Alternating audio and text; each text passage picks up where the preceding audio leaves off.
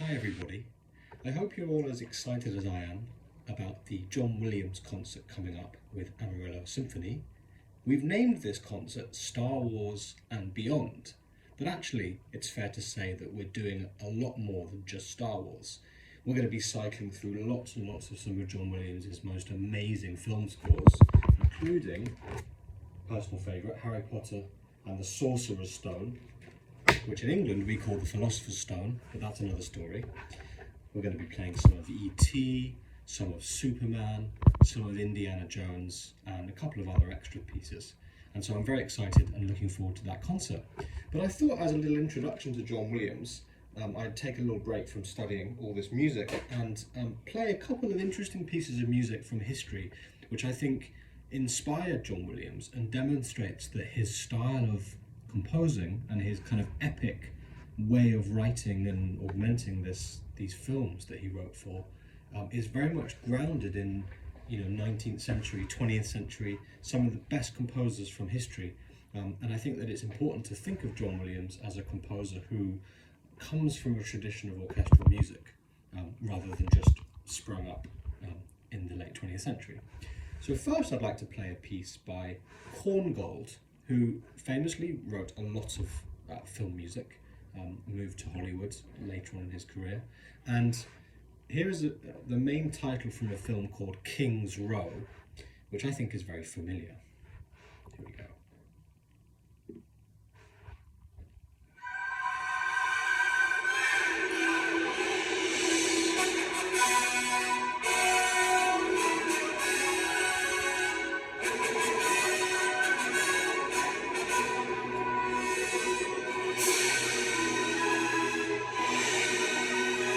Etc., etc. I think it sounds a little like Star Wars, no?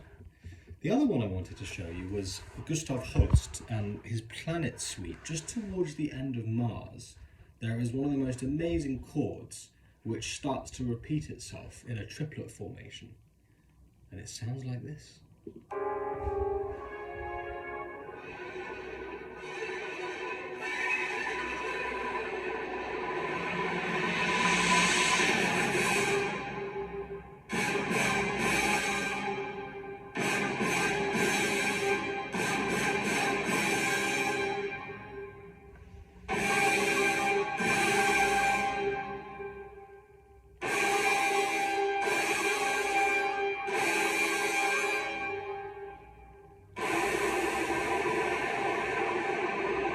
And it's probably no coincidence that, composers representing the idea of something in space create a similarity. Finally, I wanted to play this lesser-known American composer Howard Hanson, his second symphony, which is the so-called Romantic Symphony. The third movement has a really interesting brass theme, which reminds me of a certain E.T.